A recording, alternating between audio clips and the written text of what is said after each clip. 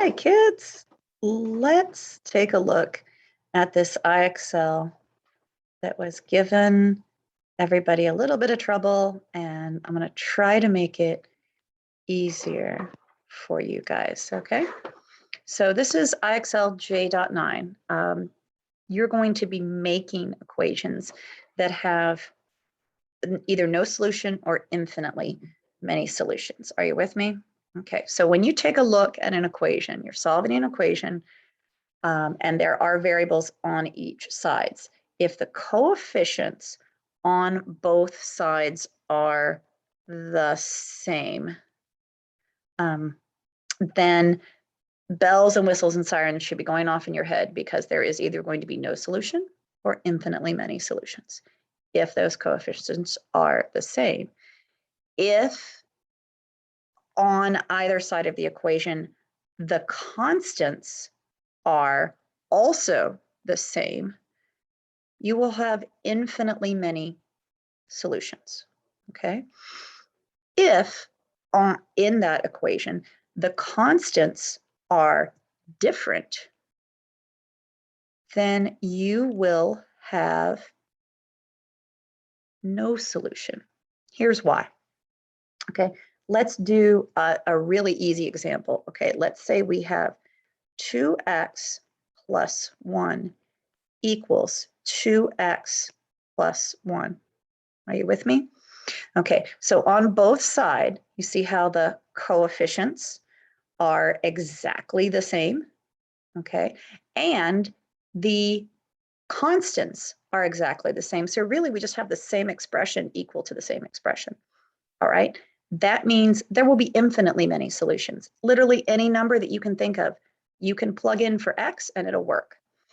Try it on your own. Plug in 2, plug in 3, plug in 4. See if it makes a true statement. Plug in -65 into both sides of that equation for x. I promise you, you cannot think of a number that will not satisfy that equation. But let's make an invalid equation. Let's make an equation that has no solution, okay? So what about if I have an equation like this, where I have the same constant on both sides, but same coefficient on both sides, but a different constant. So how about 2x plus 3 equals 2x minus 4? Okay, so I have the same coefficient on both sides, right?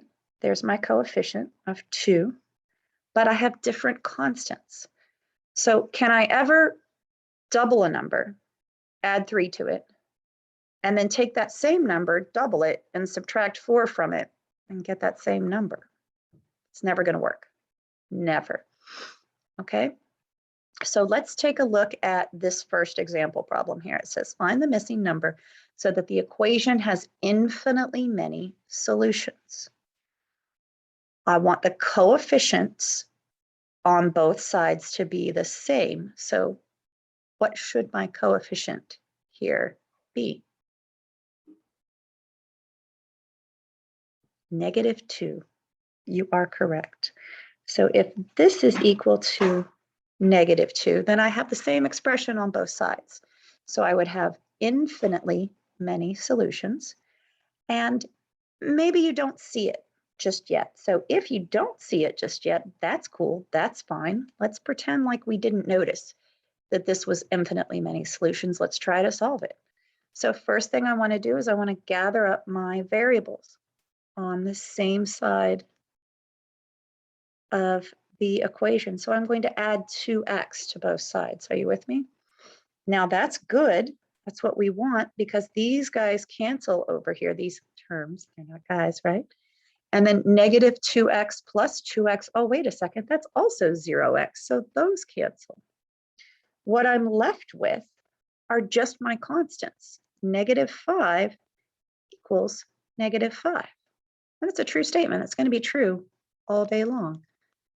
So if when those variables on both sides cancel each other out, you end up with a true statement, that's another key indicator that you're going to have infinitely many solutions. Okay? Can we try another one? Let's try another one. So now this time we have to find the missing number so that the equation has no solutions. Okay, so just to review, if the coefficients on both sides are the same, okay, both sides of the equation are the same, then you're either going to have infinitely many solutions or no solution, one or the other, all right? But if you have infinitely many solutions, the constants are going to be the same. And if you have no solution, the constants are going to be different. So let's take a look and see if we can figure this one out. Well, on the left-hand side, I really should go ahead and simplify that a little bit. So let's apply the distributive property. So when I apply the distributive property here, 3 times x, that's 3x. 3 times 5 is 15. Oops. Let's erase that because that looks not so good. So that becomes, I want to be clear in my explanation. So that is 3x plus 15, right, equals something x plus 16. Okay, so I want my coefficients to be the same. What am I going to put on in front of the x? What number do I need to multiply x by to make sure that this equation will have no solution? Let's try a 3. If I put a 3 here, okay, then I have the same coefficient on both sides, but I have a different constant. Are you with me? So let's try solving it, okay? If I don't see it right away, that's okay.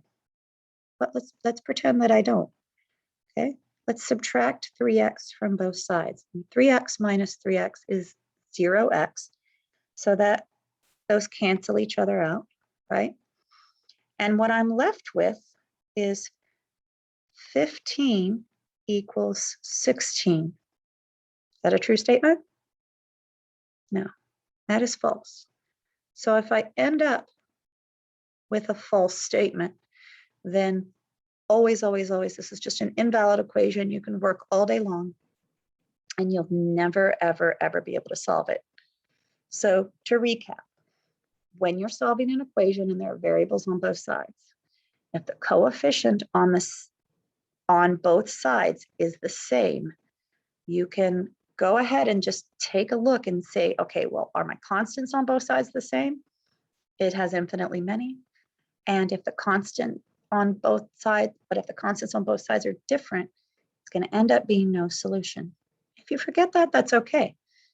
Just proceed through all the steps of solving the equation like any other equation, and know that if you end up with something that's true and will always be true, you have infinitely many solutions. If it's false, you have no solution.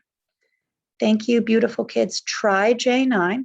I'm happy to work a couple of problems with you until you get it, and I can do a few more, of course, in class.